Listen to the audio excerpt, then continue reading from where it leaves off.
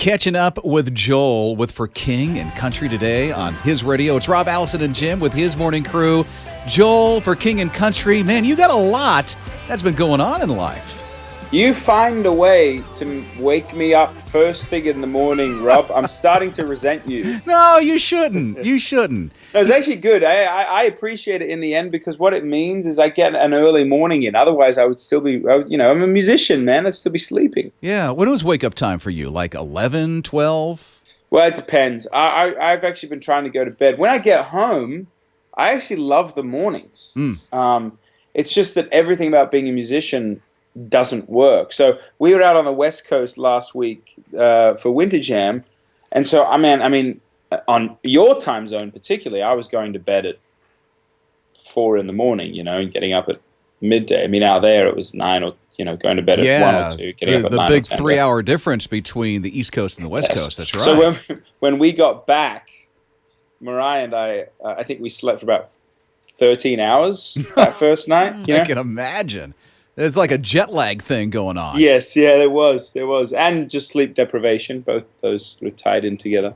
Yeah, which, by the way, you're still on the Winter Jam Tour, so when you do the leg through the East Coast, which is coming up in January and March in most of the His Radio cities, we'll be able to see you again.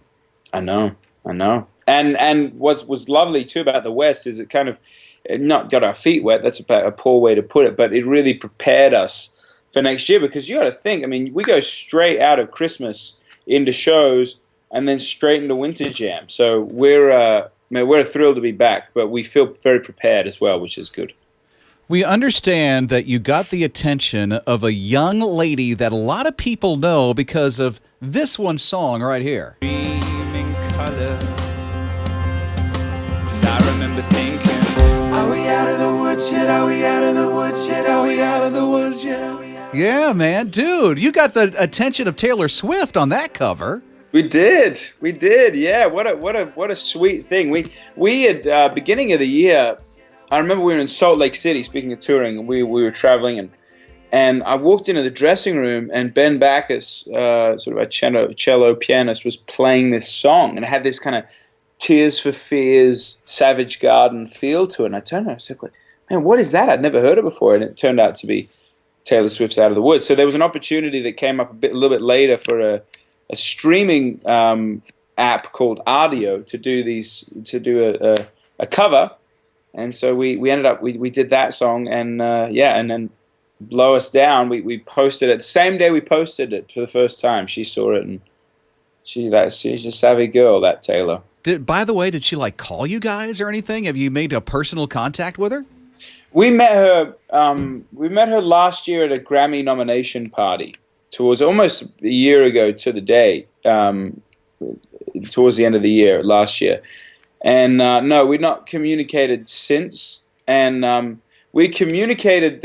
One of the girls that used to work with us works with her as well now, and so we communicated sort of vicariously through her, but not directly. No. So I was watching NBC the other day, and all of a sudden I see this commercial, and I'm going, wait a minute here.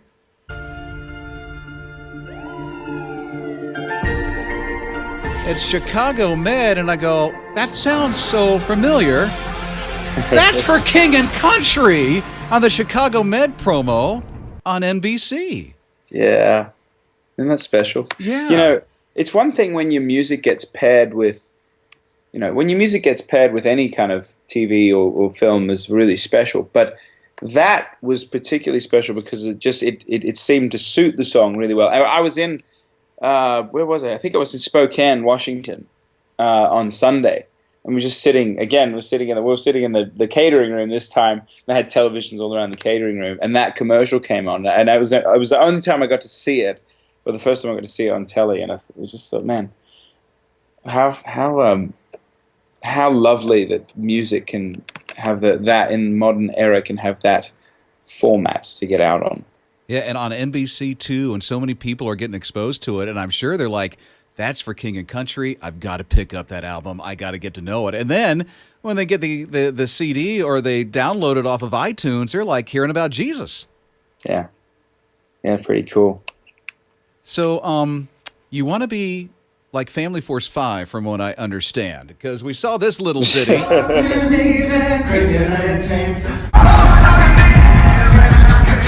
Cranking on that chainsaw, you did it and you bombed it, man. I should say you bossed it. It was amazing. Okay, I like bossed more than bombed. Yeah, I mean, exactly, right? We put in our research there, man. We got the outfits. We did the whole thing, and look, great guys. Family Force 5. I don't know how. I'm sure you know them well, Rob, but we're label mates with them now, and we've toured with them. That's the second tour we've done with them. And just, they're brothers, obviously.